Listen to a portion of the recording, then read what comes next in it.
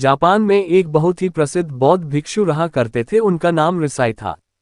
रिसाई अकेले रहते थे। दुनिया के शोर शराबे से दूर जंगल में वो रहते थे और वह बड़े ही ध्यानी और प्रभु भक्त व्यक्ति थे, इसलिए वह पूरे जापान में बहुत प्रसिद्ध थे। एक दिन एक राजकुमार रिसाई के पास आया और बोला, हे प्रभु, मैं हमेशा थका हुआ, निराश और परेशान महसूस करता हूँ। मेरा मन बहुत अशांत रहता है, हालांकि मेरे पास सब कुछ है, दौलत, शोहरत, सुख, सुविधाएं जो हर व्यक्ति चाहता है या पाने की चाहत करता है, लेकिन फिर भी मेरे अंदर इतनी अशांति और चिंता क्यों है।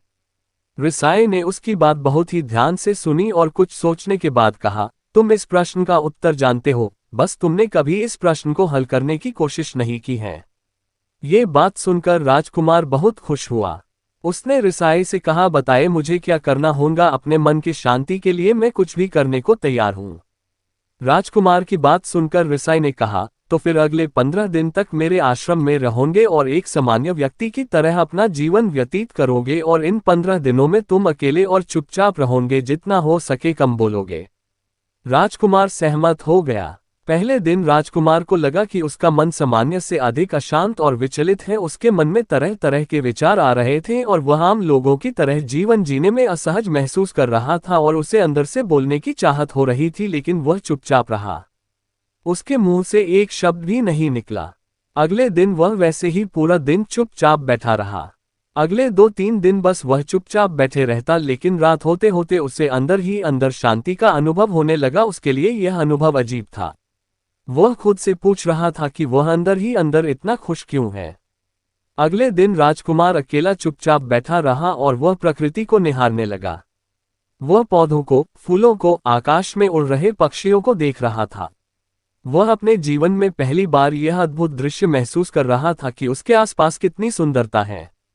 अब वह दिन भर प्रकृति की सुंदरता को निहारता रहता और ताजगी महसूस करते रहने लगा था।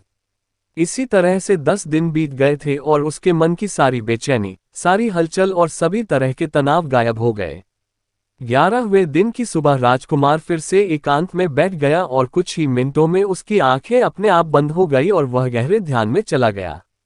वह पूरे दिन वहीं पर ध्यान लगा के बैठा रहा और गहरे ध्यान में डूबा रहा। ना कोई शब्द, ना कोई चिंता। राजकुमार भीतर से असीम शांति और आनंद से भर गया।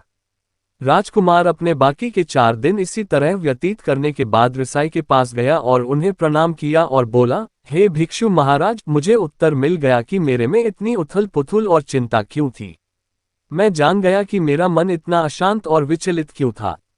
रिसाई ने मुस्कुराते हुए कहा, बताओ क्या उत्तर मिला तुम्हें।